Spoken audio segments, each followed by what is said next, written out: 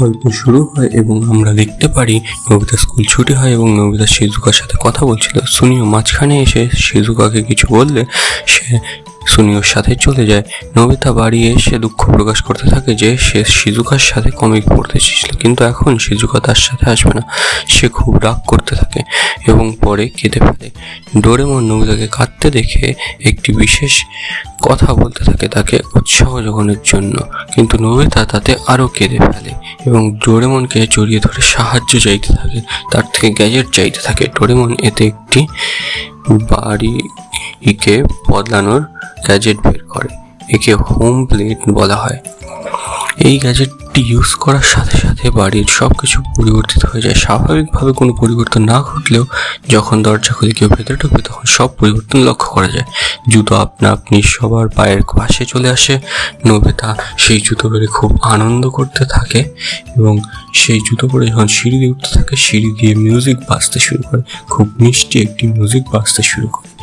এরপরে নোবিতা রুমে গিয়ে তার মাদুরের উপর বসে পড়লে সেগুলি হাওয়ায় উঠতে থাকে এবং চারদিকে ডিস্কো লাইট জ্বলতে থাকে। নোবিতার বইগুলি শব্দ তৈরি করতে থাকে। ডোরেমন জুস না আসলে জুসগুলি থেকে ফোয়ারার মতো জুস বেরিয়ে আসতে থাকে। মুখ হা করলে সেই জুস মুখের ভেতর ঢুকে যাচ্ছিল। এতে নোবিতা এবং ডোরেমন খুব মজা করতে থাকে। এরপরে নোবিতার মাথায় কিছু চিন্তা ভাবনা আসতে থাকে এবং তারপরে ডোরেমন সেই চিন্তা ভাবনাগুলি তাকে বুঝিয়ে বলতে থাকে। নোবিতা আবার হঠাৎ বিষণ্ণ হয়ে পড়ে। এরপরে আমরা দেখি নোবিতা আবার আনন্দ করতে শুরু করে। সে বাথরুমে গেলে দেখতে পারে টয়লেটটা পুরোপুরি সোনার মতো হয়ে গেছে। এরপর নোবিতা বাথরুম করতে করতে টার্গেট প্র্যাকটিস করে এবং সঠিক টার্গেট লক্ষ্য ভেদ করে। ডোরেমনের পরে ফিউচারে গেলে নোবিতা ক্যাসেটটি চেঞ্জ করে দেয় এবং শিজুকাকে সুনিওর বাড়ি থেকে নিয়ে যেতে আসে। এরপরে শিজুকা সুনিওকে বলে সে যেতে চায়। এরপর সুনিও বলে যে সে তাকে আটকে রাখেনি এবং সে চাইলেই যেতে পারে। এরপর নোবিতা যখন নিজের বাড়ি আসে তখন সে অদ্ভুত দেখতে পায়, তার বাড়িটি একেবারে ভুতুড়ে বাড়ি পরিণত হয়েছে। নোবিতা শিজুকা দুজনেই ভয় পেতে থাকে। শিজুকা নোবিতাকে দূরে সরিয়ে দিয়ে যখন বেরিয়ে যেতে চায় তখন দেখে দরজা খুলছে না। তারপরে দেখা যায় জুতোগুলি উড়ে এসে নোবিতা শিজুকাকে নিয়ে যায়। নোবিতা শিজুকা যখন সিঁড়ি যাচ্ছে তখন সেটি অদ্ভুত ভুতুড়ে আওয়াজ করতে শুরু করে। নোবিতার পেছনে একটি চোখ আমরা দেখতে পারি।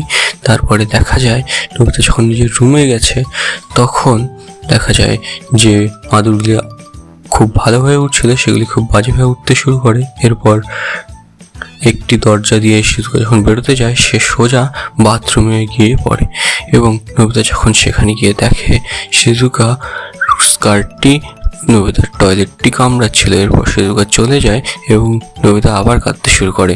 ডোরেমন দেখে যে নোবিতা কি ভুল করেছিল। তারপর ডোরেমন সব ঠিকঠাক করলে নোবিতা আবার শিজুকাকে নিয়ে আসে, কিন্তু এবার একটি মজাদার রাইড শুরু হয়ে যায়। নোবিতা খুব চিৎকার করতে থাকে কিন্তু শিজুকা খুব আনন্দ পেতে থাকে।